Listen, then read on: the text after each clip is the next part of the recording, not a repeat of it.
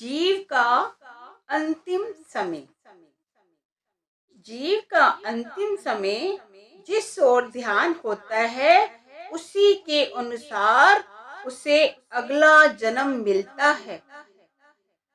कर्म और उसके फल के बारे में एक अन्य सूक्ष्म रहस्य का संकेत मिलता है।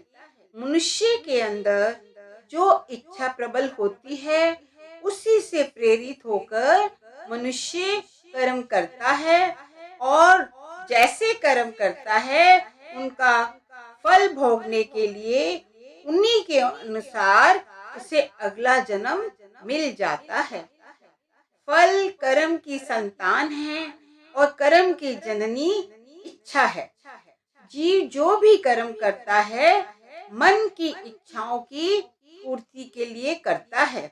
इन इच्छाओं को पूरा करने के लिए ही वे काम, क्रोध, लोभ, मोह और अहंकार के वशीभूत हो जाता है। इच्छाओं की पूर्ति के लिए ही जीव इंद्रियों के भोगों में भी प्रवृत्त होता है।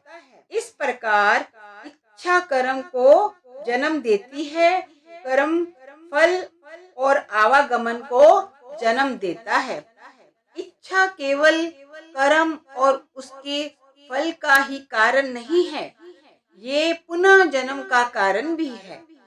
जीवन भर किए गए कर्मों के आधार पर अंत समय जीव के मन में कोई प्रबल इच्छा उत्पन्न होती है। शास्त्रों में उसे संकल्प कहा गया है। संकल्प जीवन भर किए गए कर्मानुसार उत्पन्न होते हैं तथा वे अगले जन्म के स्वरूप का आधार बन जाते हैं। मनुष्य को अगला जन्म उसी रूप में दिया जाता है जिसमें वे अंत समय में उत्पन्न हुए संकल्प या इच्छा को पूरा कर सके। एक व्यक्ति आलीशान महल बनवाता है। महल पूरा होते ही उसका अंत समय आ जाता है। उसके मन में ये लालसा रह जाती है कि इतना पैसा खर्च करके इतने परिश्रम से बनवाए महल में रहने का सुख भाग्य में नहीं था। इसके फलस्वरूप अगले जन्म में चूहा बनकर उसी महल में रहने लगता है। जब किसी व्यक्ति के हृदय में अंत समय में धन दौलत की प्रबल इच्छा उत्पन्न होती है तो उसे अगला जन्म नाग का मिल जाता है जो किसी बड़े खजाने पर जा बैठता है। जिसके मन में पुत्र की इच्छा रह जाती है उसे सूरी की निकृष्ट योनि में जन्म दे दिया जाता है। जिसके मन में राजपाट की इच्छा होती है उसे राजद्वार के हाथी का जन्म मिल जाता है जो सदैव अपने सिर पर मिट्टी डालता रहता है। जो पानी की प्यास लेकर शरीर त्याग देता है उसे मछली का जन्म मिल जाता है जो सदैव पानी में रहती है।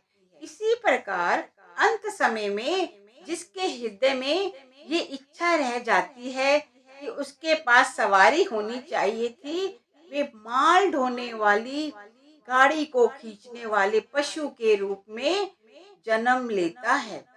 जहाँ आशा वहाँ वासा। जब तक जीव इच्छाओं का त्याग नहीं करता वे सदा आवागमन के जल में फंसा रहता है। जिसके हृदय में हरि के नाम की चाह बनी रहती है और लोक परलोक की कोई इच्छा उत्पन्न नहीं होती, वे 84